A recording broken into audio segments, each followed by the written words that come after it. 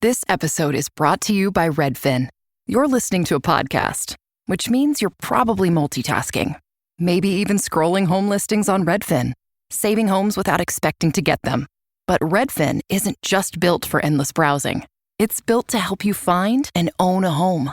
With agents who close twice as many deals, when you find the one, you've got a real shot at getting it. Get started at redfin.com. Own the dream. How old were you when you realized you were the son of a president? I don't think anyone's ever asked me that before. FX's Love Story. John F. Kennedy Jr. and Carolyn Bessette. I didn't think I could love someone like this until you. From executive producer Ryan Murphy. It's not a question of if I want to spend the rest of my life with you. It's if I'm cut out to be Mrs. JFK Jr. FX's Love Story. John F. Kennedy Jr. and Carolyn Bessette. Watch now on FX, Hulu, and Hulu on Disney Plus for bundle subscribers. Are you a lifelong fan of General Hospital? Are you a new fan who wants to know more about the history of the show? Do you enjoy talking about the show with others? Do you find yourself yelling at the TV? Is your self-care an hour a day in Port Charles? If so, we invite you to join hosts Amanda Kimmel and Shannon Coach at the place where all the hidden conversations take place and secrets are revealed. Meet us at Pier 54, a General Hospital fan podcast. Hello. Hi. Hello. Welcome to the Port Charles 411, Faison Part 2, years 1991 to 1992. Amanda and I are joining JD because we did him no service. Thank you. And my audience will understand that. Right, Listen, audience? Your audience has been looking forward to it, but I've realized something, though.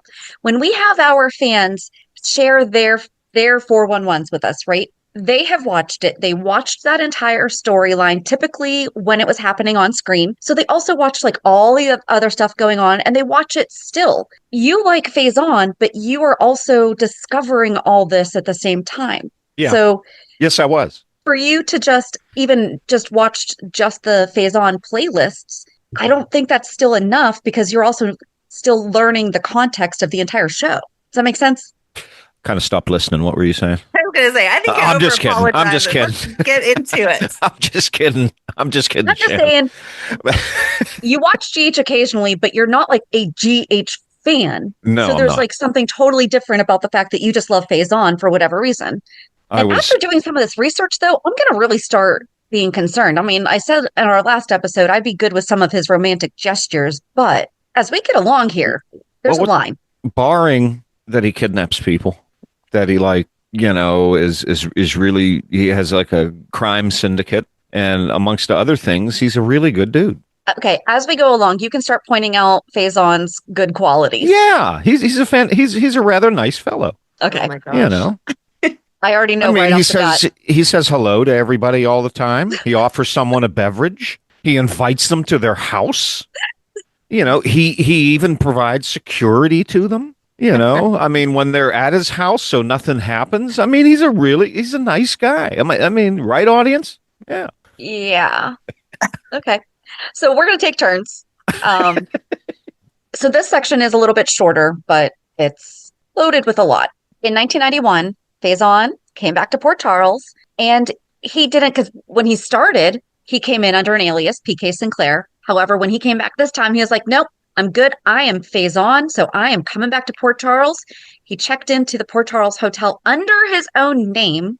Yes. No disguise, no fake passport, no effort to hide. But Anna has like ESP when it comes to Faison, and she could just sense that he was around because he probably gives off one of those vibes in the area that, you know, just goes cold. Right, exactly. So she is at the florist with Robin, and Robin is Anna and Robert's daughter, choosing flowers for her wedding to Robert. It should just be a simple errand, but instead she goes quiet, not distracted, but she's alert. The kind of stillness that comes from intelligence training. She doesn't say his name. She doesn't even know for certain that he's there, but she feels watched. Later that same day at lunch, a rare red orchid is delivered directly to her table. Orchids have always been his. Robin assumes that it's from Robert, but Anna knows that it isn't. Later, Robin insists that Anna go shopping for the honeymoon. Anna resists. She's not in the mood. I wouldn't be in the mood after lunch either. You're full. But Robin pushes her. As they move through the boutiques, Anna's skin prickles again. She feels as though someone just walked over her grave. That night at the hotel, she admits she feels chilled, unsettled, but just blames wedding nerves. But it isn't nerves. It's Faison. Yes. Sorry. What? I said yes. I didn't mean to say that out loud. On her wedding day, he doesn't stay hidden.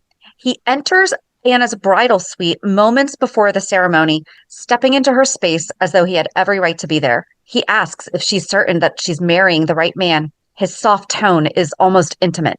Anna answers without hesitation. She loves Robert and always has. When she tries to leave, he grabs her and locks the door. At that exact moment, across the garden, Robert feels something shift. He runs, breaks down the door, and punches Faison to the ground because Robert's awesome. Even then, Anna stops Robert from escalating it further. She refuses to let Faison turn their wedding day into chaos. Faison leaves, not defeated. The wedding proceeds. Robert and Anna exchange promises with relief so intense that it looks like joy. Or maybe it is joy because they've earned it. At the reception, everybody tries to reclaim the day because also during the ceremony, Dominique got up and had a gun and was shouting something. So it wasn't just, I don't think that anyone else other than Sean knew about Faison being there, but Dominique did her own thing that, made the wedding a little crazy. There are toasts, laughter, and dancing. People acting like the shadow didn't just walk through the room. When it's time to leave, Anna finds another orchid in the limousine. She throws it out the window like she's throwing him out with it. As the car pulls away, Tangeneva crushes the flower under his foot, and that's Robert's buddy. Their honeymoon in France should have been a reset. The first hotel is small with thin walls. There's noises from the hallway. Robert senses that Anna isn't fully present. She smiles, she engages, but her attention keeps drifting, listening for something that isn't there. Robert arranges for them to move. The new suite overlooks water. It's quiet. The windows open to air instead of echo. It's a place tied to better memories years earlier when they were younger and not carrying the same history. Because he's such a romantic. For a while, it works. They unpack. They sit on the balcony. Robert tells her plainly that he never stopped loving her, not even in the years they were apart. Anna listens for a moment, the tension leaving her shoulders, but the sense of being watched doesn't fade. One afternoon, Anna returns to the room and finds an orchid laying carefully across the writing desk. No hotel staff admits to delivering it. There's a small typed card beneath it. I hope the honeymoon is bliss, with no signature. You see how nice he is? He's even given someone a congratulatory flower with a nice note. I hope the honeymoon is Cesar is such a nice person. He snuck into their room. But look at the intention, though. He left a nice present. Anna doesn't tell Robert immediately. She folds the card once and tucks it into her bag. What? I'm just saying, you don't admit that was nice. I'm sticking with that barring all that other stuff, he's a nice person. Here's what I'll give him, though. Orchids are not cheap. See, he spared no expense. So he at least cares. Oh my gosh. You guys are ridiculous. He cares.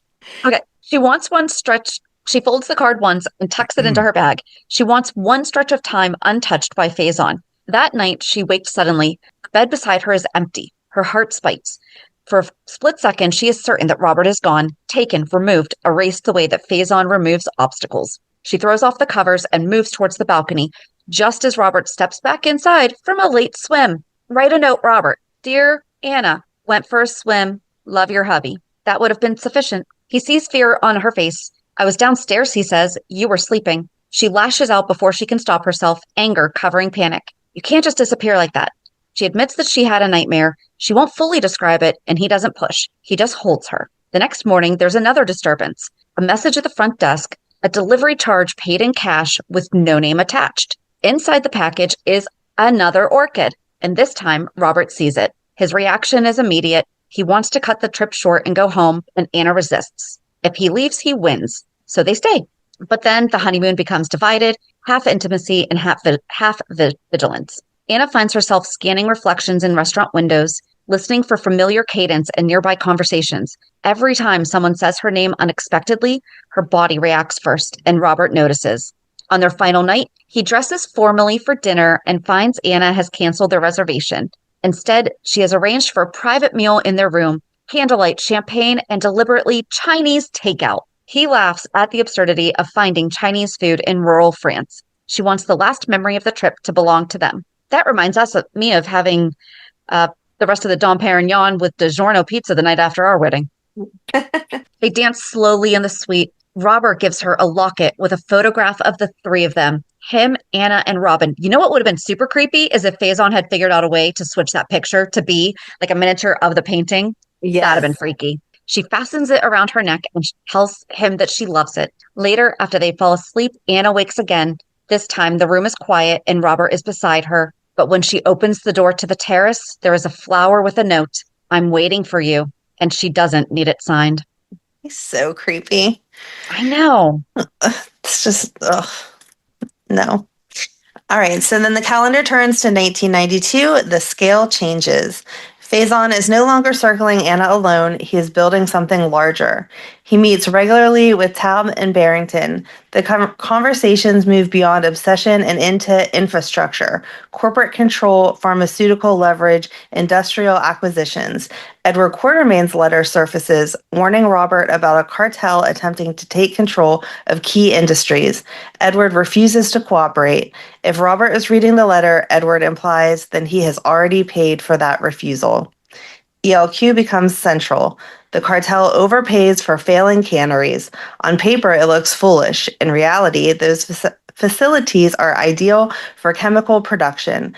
The plan is not about tuna. It's about carbon disulfide, a lethal gas capable of mass harm. It's not about tuna. That's funny. At the same time, Tiffany Donnelly collapses.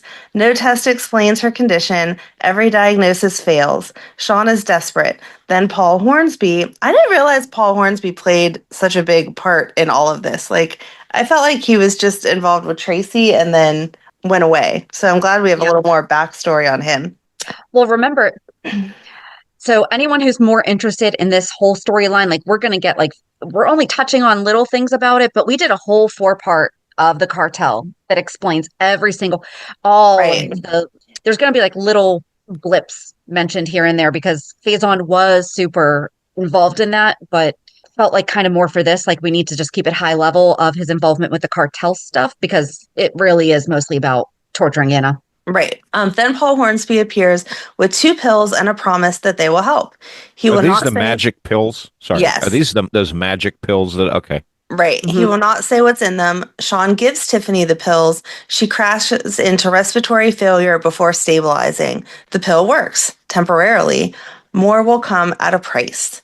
Tiffany's illness becomes leverage. Sean is squeezed for information. What he does not initially realize is that Paul is being squeezed as well. His own daughter is suffering from the same engineered illness. The pills are not a cure. They are control. I have a thought. This is the same as like Britt. Yep. What if what they had in the pills for whatever, because that carbon disulfide, what if they used that and that was the gas that was making Anna hallucinate? And then these pills, because he did something to Tiffany. JD, did you watch like where he went in and poured the poison into Tiffany's milk? I do. Yeah. No, I remember the occurrence because it's starting to come back. So Faison went and like poisoned her milk. And then it was Paul Hornsby's daughter was also given that stuff. But I know that our fans said something about maybe Britt doesn't actually have Huntington's. What if one of the shots, like in her root, maybe it's not the same thing that they're giving her every single time. What if one of them is triggered to make her feel sick, and then they're giving her I'm sorry.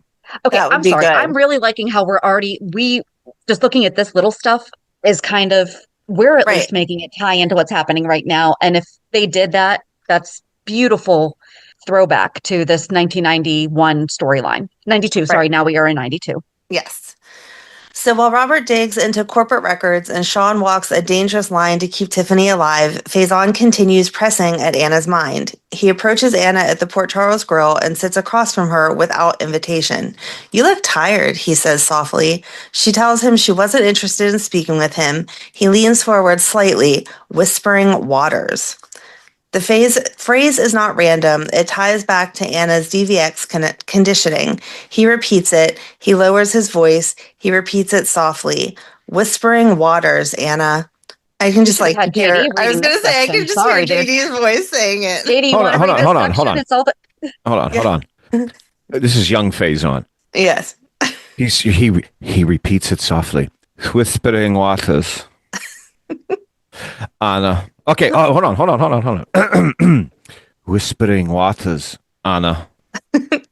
Her breathing slows slightly, peripheral sound dulls. He gives a suggestion, simple at first. When the waiter returns, you will remember we discussed the weather. Wait a minute, that's not right. I didn't do it right. I can't do long sentences of young Faison. Hold on. Cesar Faison. When the water returns, you will remember we discussed the weather. Better than what we would do. All right. The waiter approaches. Anna blinks. It's unusually warm for this time of year, she says casually. She has no memory of the conversation. She begins losing small increments of time. She finds herself in rooms without remembering how she arrived there. She smells cigar smoke where none should be. One night he enters her room while she sleeps and fully hypnotizes her. When Robert returns, Faison hypnotizes him as well. You're going to see something, he tells Robert calmly. And you will believe it. When Robert opens the bedroom door, he sees Anna in bed with Faison. The hallucination is layered. Light, sound, even the scent of cigar smoke. It feels real enough to break him. After Faison leaves, Anna awakens, feeling oddly rested but slightly confused. She brushes it off and heads to Paul and Tracy's engagement party, unaware that Faison's manipulation is still unfolding around her. Meanwhile, Robert, disoriented and emotionally raw, drinks heavily with Bill, mistakenly calling him Luke. As the night spirals, Robert confides that he saw Anna in bed with Faison. Fueled by alcohol and jealousy, he decides to confront her at the Quartermain party. Well, yeah, that's a great idea. Go to the party where everyone is and start yelling about Faison. JD, you still think he's a nice guy? He's still an okay fellow. He's been given a bad rap here. It's like he's getting set up. You'd be okay if somebody hypnotized you into thinking that I was sleeping with someone else? It's a propaganda. There's it's really not proven that he can do that. And and if it is true he hypnotized somebody, he wouldn't have to do that. All he wants to do is have a conversation with somebody. So this alleged hypnotism, if it happens, he's forced to do it because he just wants to have a conversation. Okay. When Robert arrives at the party, drunk and enraged, he publicly accuses Anna of betraying him with Faison, calling her a tramp. Stunned and humiliated, Anna slaps him. As Robert is escorted out, the damage Faison set in motion continues to fracture Anna and Robert's marriage, exactly as he intended. And it wouldn't be so bad, but Anna's like infatuated with him. Oh, okay. Okay. She subconsciously Anna wants loves her to husband. She loves Robert. But why does she keep thinking of Faison all the time? Because he keeps sending her stuff. Okay, that's just him trying to be very nice. Hey, I'm going to send you a flower. You got married. Congratulations. But she keeps thinking about him all the time. So does she really want to be with Australian Robert? Wow, he sounds as crazy. Why do we actually have?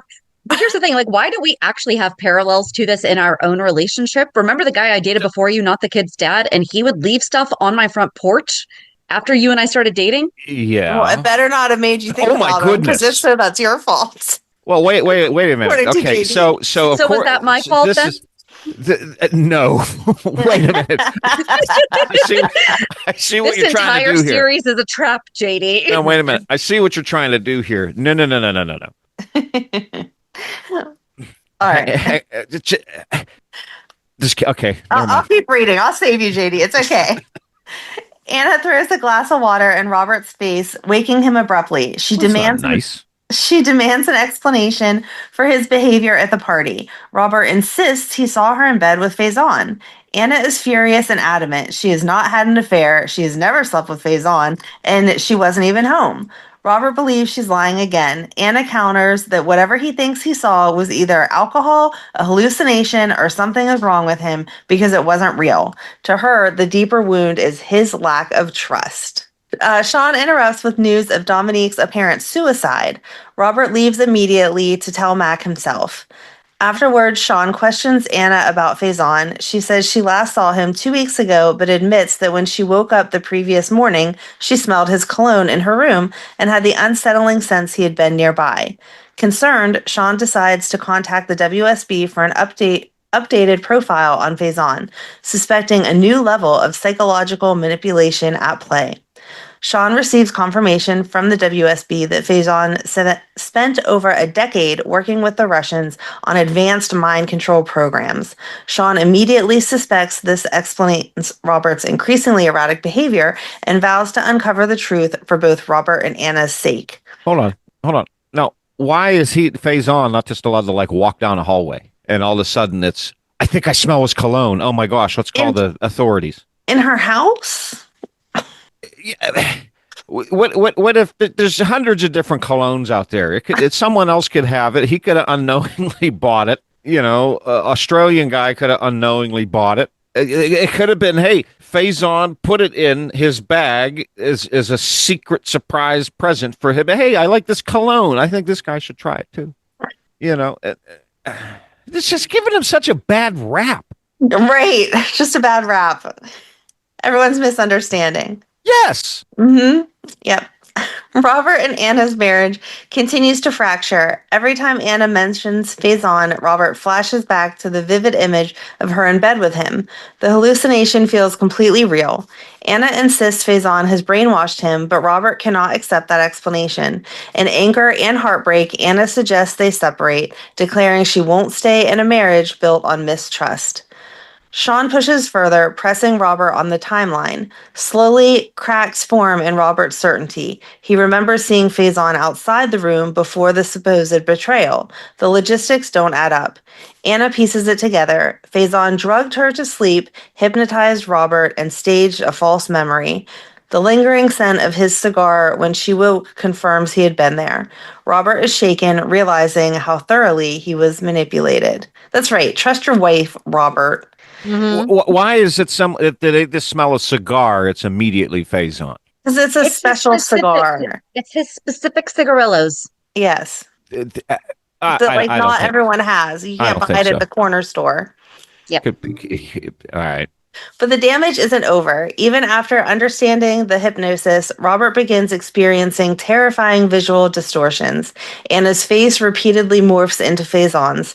The psychological conditioning is still active.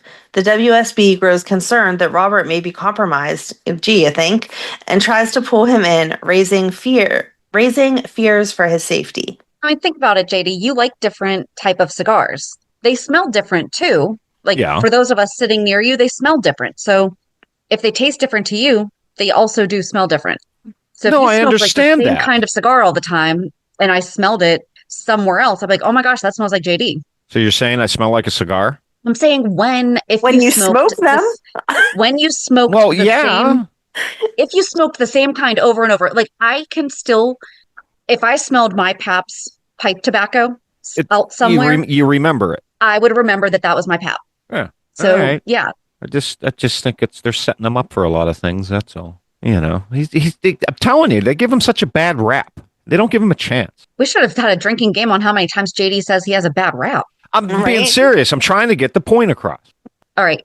Anna refuses to let Faison destroy them. She and Robert seek help from Tom Hardy, who attempts to deprogram Robert through counter-hypnosis. The session is grueling. Robert is forced to relive the false betrayal and confront the implanted imagery. He nearly loses control, but Tom eventually breaks through the conditioning. For a moment, Robert can see Anna clearly again. Still, Faison's reach lingers. Anna warns Robert that Faison could reactivate him with a code word. Robert vows to track Faison down, but Anna insists he must avoid him entirely. But the true weapon Faison now holds is Robert's own mind. Why do I not remember a code word? It was the Whispering Waters, I think. I don't know. I just said maybe I just don't remember. I don't know.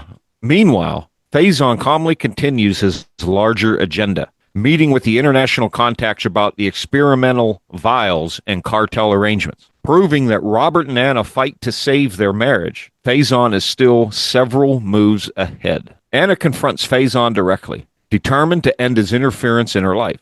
But during their meeting, he uses a trigger phrase and subtly hypnotizes her again. Under post-hypnotic suggestion, she plants a bug on Robert's phone, unaware she has done it. When Robert and Sean discover the listening device, Anna is horrified to realize she was used. The violation shakes her deeply, If Faison could compel her to betray Robert once, what else could he make her do? Robert is furious and ready to go after Faison, but Anna admits she met with him voluntarily, hoping to understand what he had done to Robert's mind. The confessions reveals how personal this war has become. Sean confirms that Faison and Taub have formed a cartel and likely purchased the unprofitable canneries for a darker purpose. The scope of the threat grows. Anna proposes a dangerous counter-strategy. She will pretend to fall back under Faison's hypnotic control and use his obsession with her against him. Robert objects. He knows Faison's fixation makes him unpredictable, but ultimately agrees, warning her never to underestimate him. Faison believes he has Anna under his power again. She feeds him information while secretly working with Robert. Yet, even during these encounters, his control tactics escalate. Visual cues, whispered commands, psychological pressure. He orders her to steal the cannery file. She appears to comply while secretly coordinating with Robert. Robert and Anna seek reinforcement from Tom Hardy, strengthening Anna's resistance to hypnosis. But Faison adapts quickly, meeting with international contacts and discussing toxic vials, revealing the cannery purchase is tied to a chemical operation. His cartel grows impatient with what they see as his personal vendetta against Robert. But Faison insists Anna is the key. Once Robert is eliminated, he plans to marry her. Yeah, that's nice. Yeah. If something happens to Robert, he's ready to step in and say, "Hey, Anna, I'll take care of you for the rest of time." See? Okay.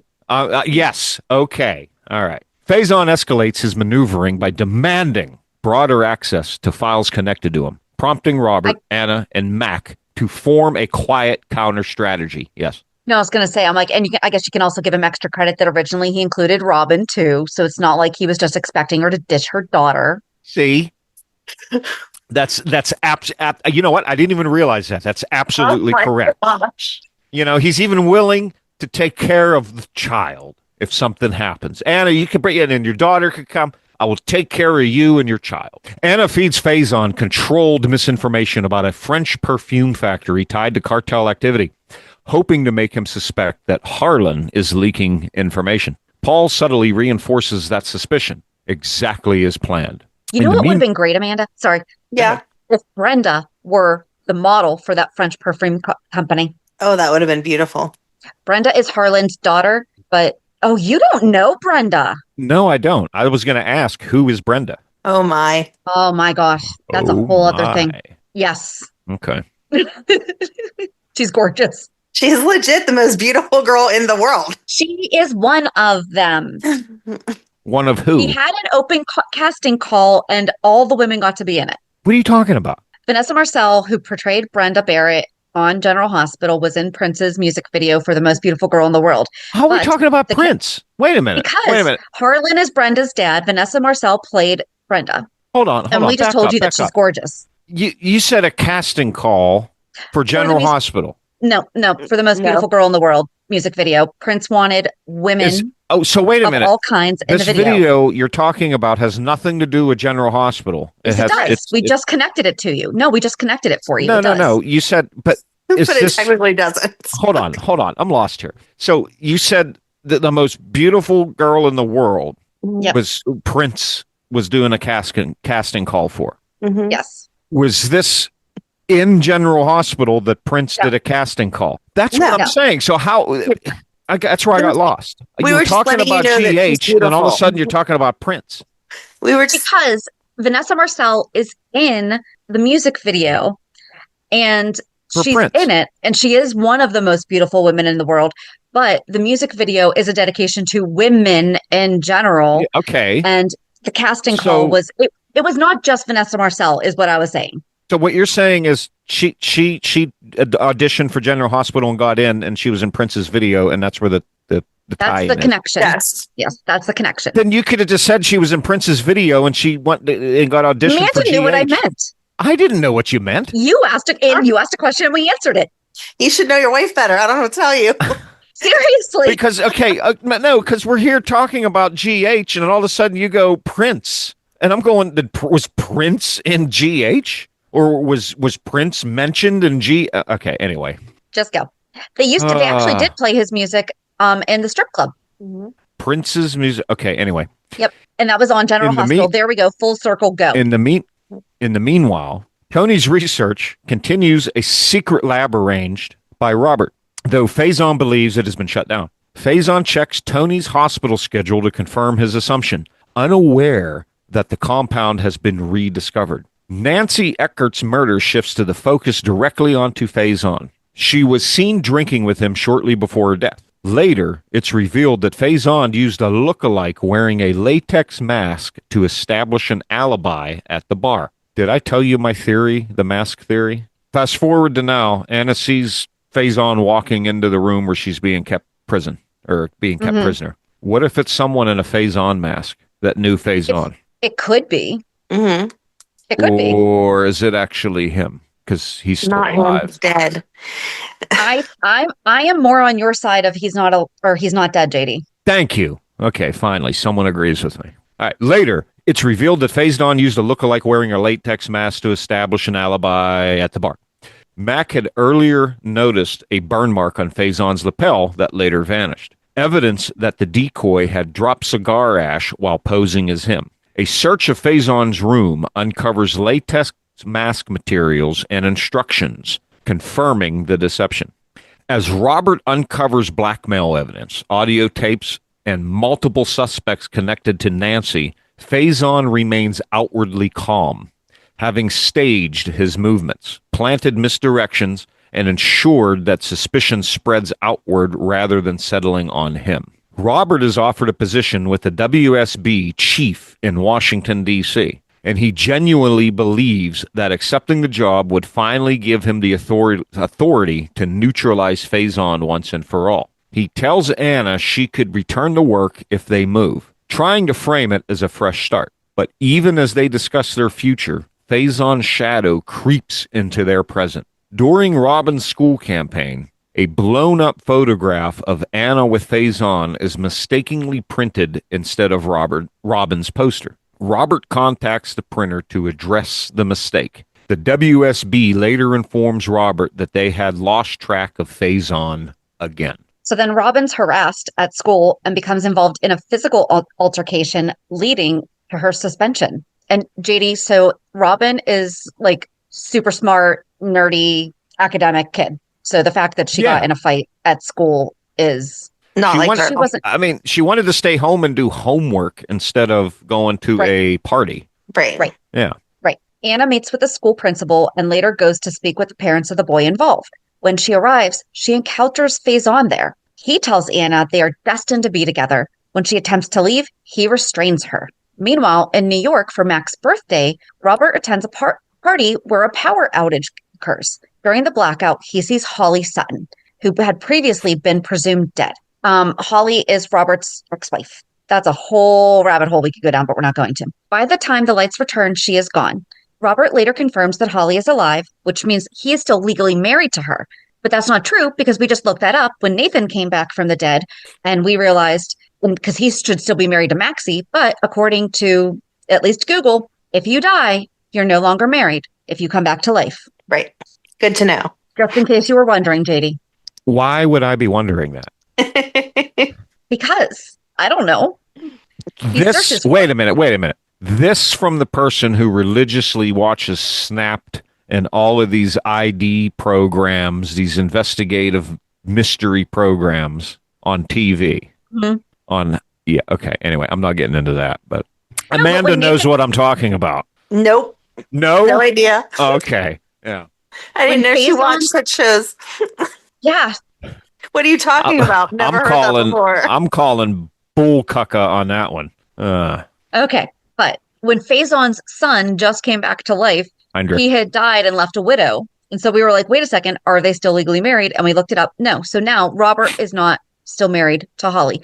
I wonder if that's always been the law or if they actually had to make that law. It may have changed.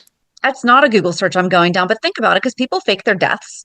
And after so much time, people do have them legally declared dead. So, I mean, people do, quote unquote, come back from the dead. He searches for her and learns where she has been staying, but she leaves before he can reach her again. After Anna's confrontation with Faison, she does not return home. Sean becomes concerned, and Robert learns that Anna is missing. At the same time, Holly admits that she stayed away after her accident and does not want Robert involved again in her life. Robert receives a lead that Anna and Faison may be at Spoon Island. The message confirms that he is deliberately staying ahead of them. Robert continues pursuing leads connected to Faison and the harassment of Robin.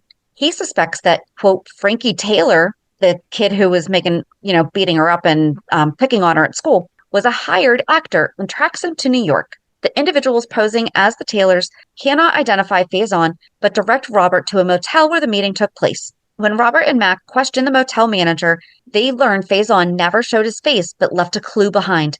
A playbill titled Scorpio Descending, written by C. Faison. Faison also sends Robert another message, reinforcing that he is monitoring events and communicating on his own terms. At the same time, Robert confirms that Holly survived her accident and learns the detail about her recovery and the time that she spent away. Holly explains that her family cared for her and that she stayed away intentionally. Robert tells her that Anna is missing. Despite these developments, Robert continues coordinating with Mac and the WSB for information about Faison and Anna's whereabouts. Back in Port Charles, Robert receives a tape at the PCPD allegedly from Anna stating they should go their separate ways.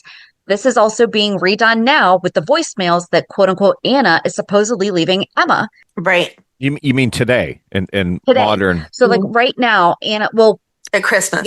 Yes. Yeah. So like Anna has been leaving Emma only voicemails, and it's like the phone never rang. She doesn't have a missed call. It's just she's getting voicemails, and they're Anna saying like, I'm safe, I'm fine, I'm just on a mission, like all these things. Fake? You said fake voicemails? Yes. Or Yes. okay. But they sound like her.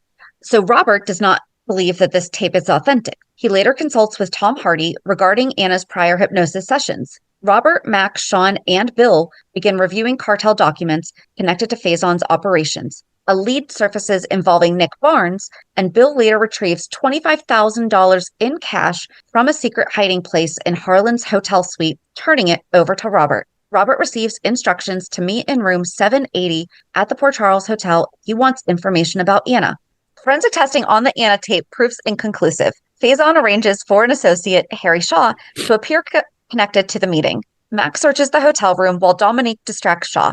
Mac takes Shaw into custody, but he is shot outside the PCPD before Robert can question him. Robert learns that Shaw was working for Faison. Holly, who had been prepared to leave for London, changes her flight and arrives in Port Charles. She tells Robert she was working on a scheme tied to the Sphinx stamp, which Dominique's late husband allegedly stole from her family. Oh, by the way, JD, in the meantime, Leopold Taub has died, and that's Dominique's late husband. Yeah, that's Dominique's late husband.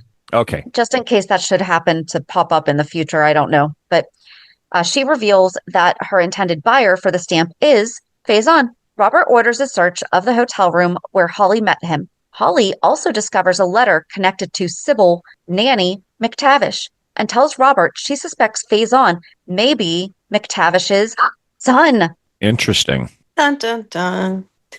Robin later receives a forged letter appearing to be from Anna.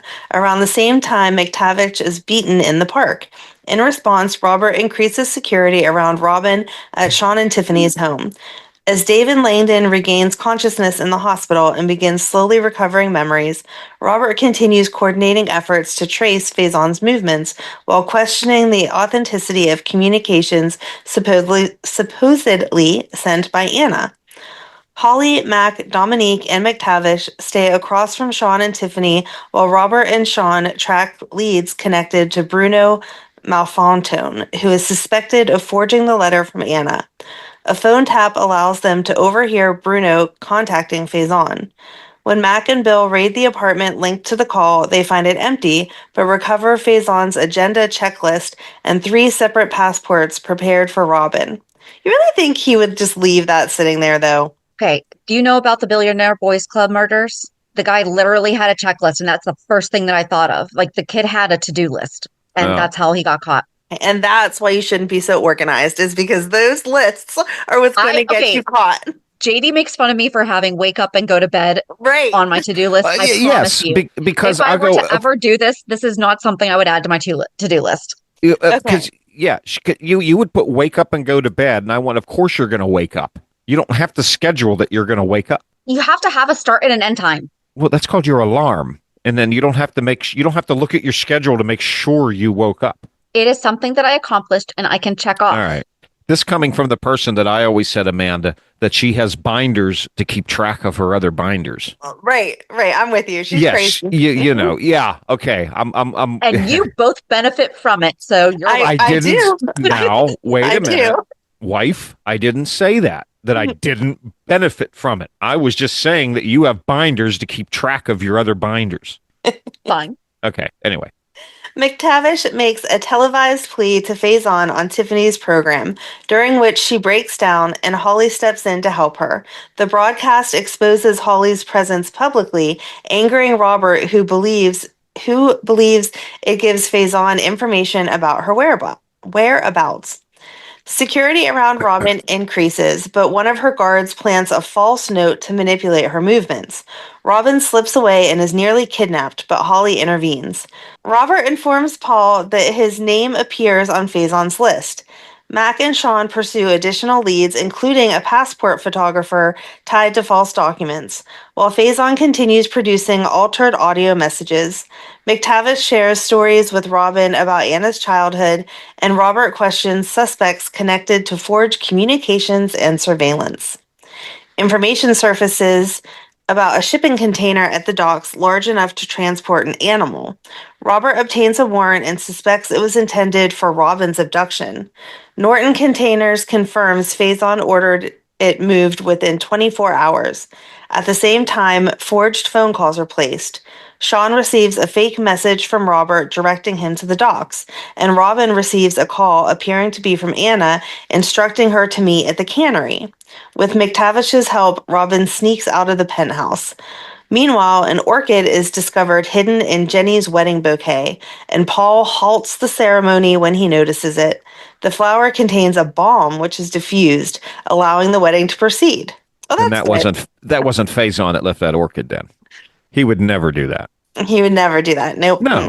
I like that they're just like, one moment, let me diffuse this. All right, back to the wedding. It's all fine. Right. Well, that's what happens when you have an entire wedding with spies and police officers and everything in attendance. That's what happens when it's a soap opera wedding. Hey, you know what? We're gonna have a wedding that that later on it's gonna probably be discovered that you like married your sister or something like that. But hey, there's a bomb that's going off. So hey, we're just gonna. Oh yeah, we're fine. Let's go put it over there. Continue like nothing ever happened. That's soap opera wedding right there. Yes, it's efficient. I like it.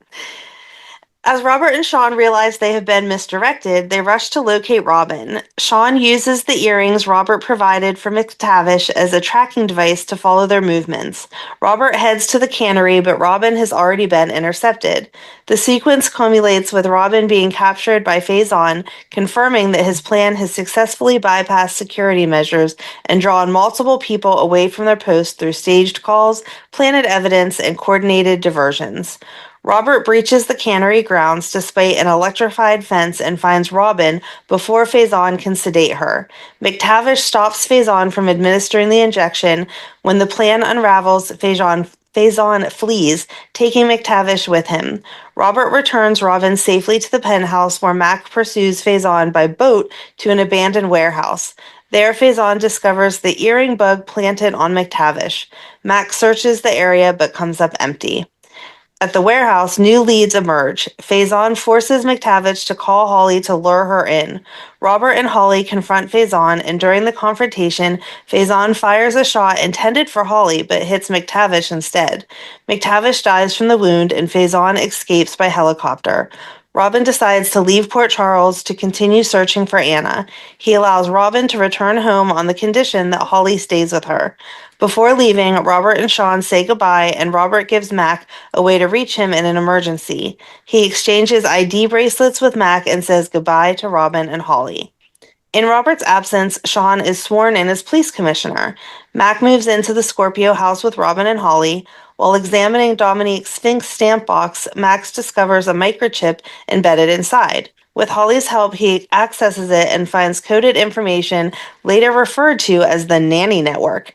Initially appearing as a list of nursery rhymes, Mac and Holly begin working to decode it and ask Sean for assistance. As weeks pass, Faison remains at large. The microchip investigation continues while Robin struggles with her parents' disappearance. On April 1st, news spreads through Port Charles that Robert and Anna are presumed dead.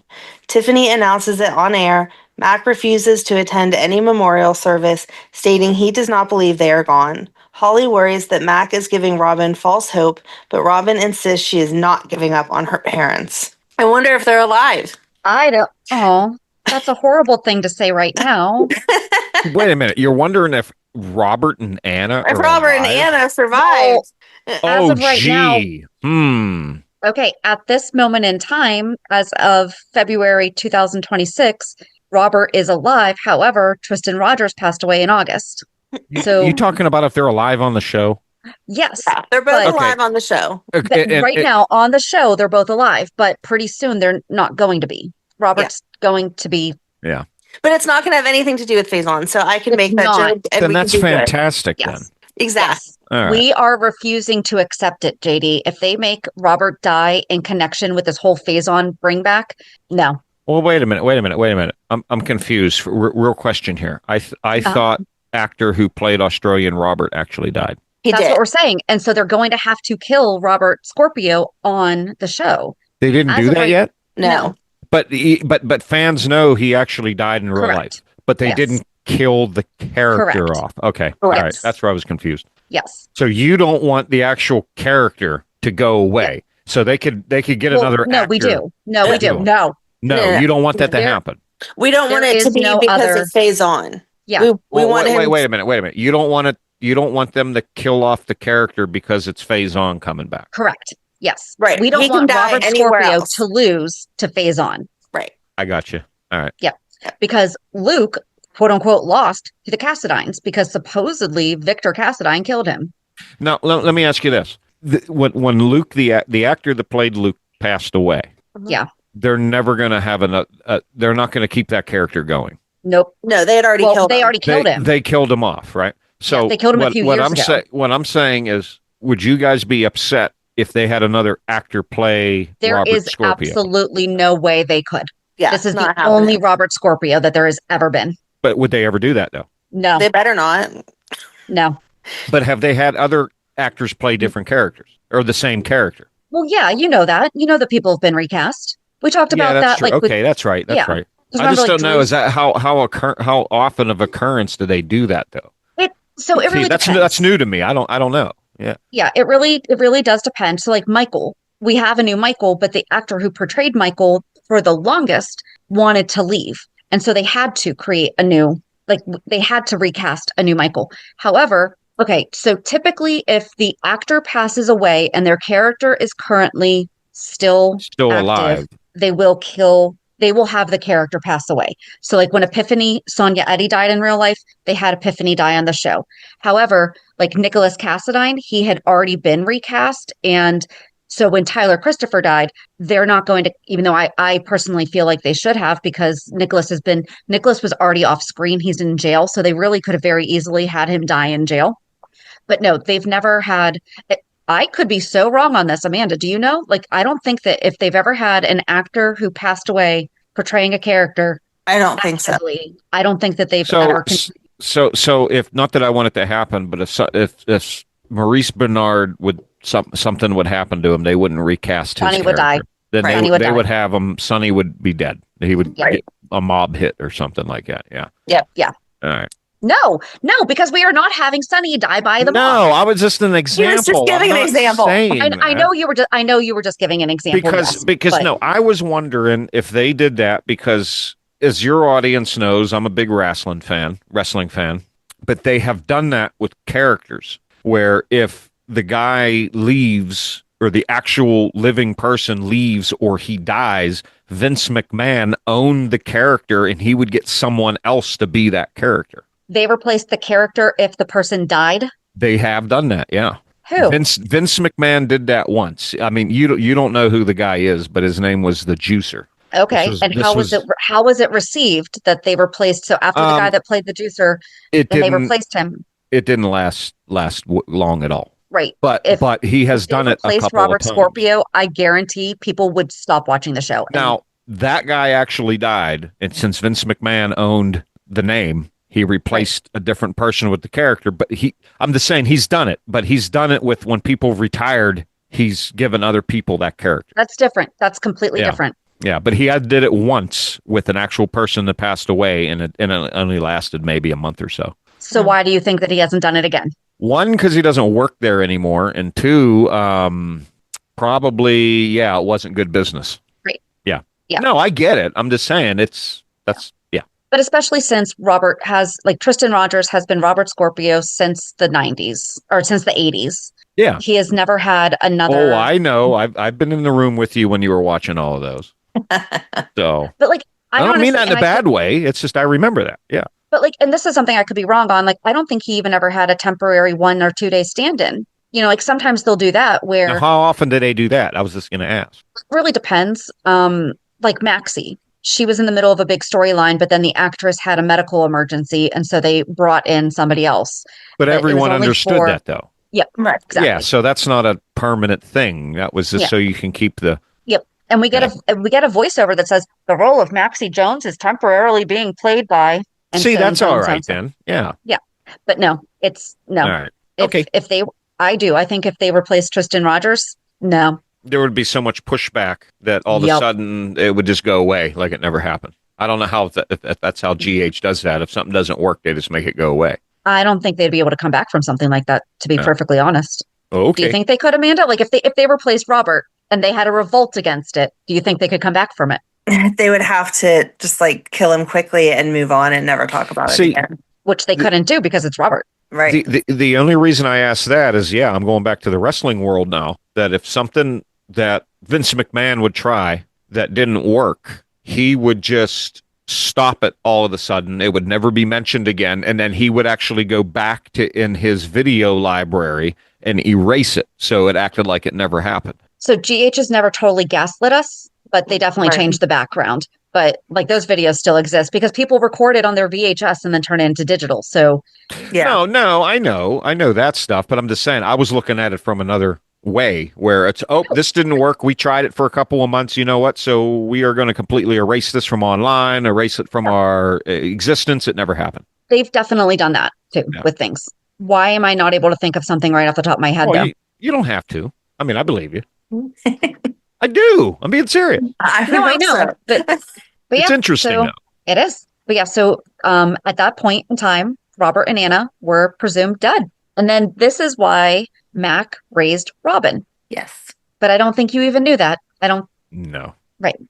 Okay, so that's another good example too. Kimberly McCullough is the actress who plays Robin Scorpio. She is the only actress who ever played Robin. She's one of the only soap actors, period, across all soaps, that actually aged appropriately on screen. They did change her age a year or two at one point. But she played her at 5 and she played her in her 30s. But the actress retired. So Robin is referred to on screen, but we don't see her on screen. But the actual person that played Robin retired from acting. Yeah. And she's only a couple years older than us. But she retired from acting. She's a director and stuff now. However, and I could be completely wrong, I feel like she might show up for Robert's funeral. There are rumors that she's coming back. How could she not? Well, I mean she could do a one-off or a couple of appearances or something like that. Doesn't mean she's an active actor again. But right. There's rumors that Emma's bringing her back. You never know. They could ask her and she could say, yes, I'll do it. Right. And then doesn't mean she's coming back. Because Tristan Rogers died. That's why she would. Not just because if they had killed Robert before Tristan died, I don't think Robin would necessarily come back. The same way that Lucky didn't come back for Loops. Yeah. But because Tristan Rogers died, I feel like Kimberly McCullough is going to come back. Well, we shall see. Or I should say, you shall see. You'll know about it. Don't worry. Yeah, I know about it. And the audience knows that too. Yep. So. All right. So on, so I guess on Monday we will see. I'm just going to keep saying the same thing. We're going to see if Faison actually shows up this week because I feel like we're kind of getting close. But he won't because he's dead. Cesar Faison. He's alive. Is alive. He has the split brain with Nathan. No, he's just dead. No. They could put his memories in somebody else, but he's dead. Both of y'all are wrong. All right. Cesar Faison faked his death, and he's been alive this whole time. And now agree. he's making his triumphant return. No Triumphant. half-brain stuff. No, I pulled a matrix and implanted your memories in somewhere else and wherever. And he's been alive. Okay. Yeah. It All was right, we a shall body. Hold on.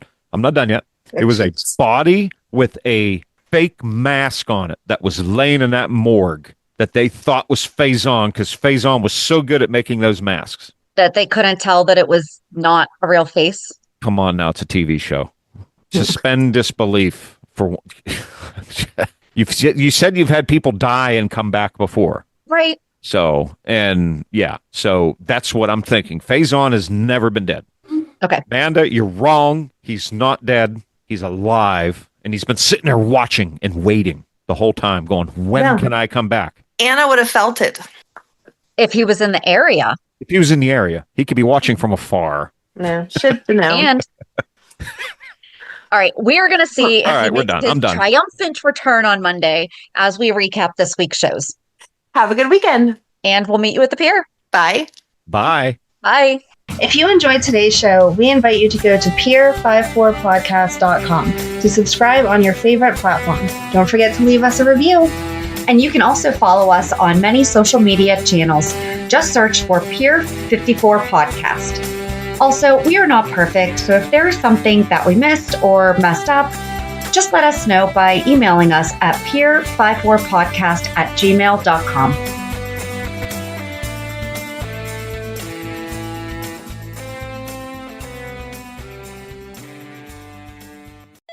LifeLock, how can I help? The IRS said I filed my return, but I haven't. 1 in 4 tax-paying Americans has paid the price of identity fraud. What do I do? My refund, though. I'm freaking out. Don't worry, I can fix this. LifeLock fixes identity theft guaranteed and gets your money back with up to $3 million in coverage. I'm so relieved. No problem. I'll be with you every step of the way. 1 in 4 was a fraud-paying American. Not anymore. Save up to 40% your first year. Visit LifeLock.com/podcast. Terms apply.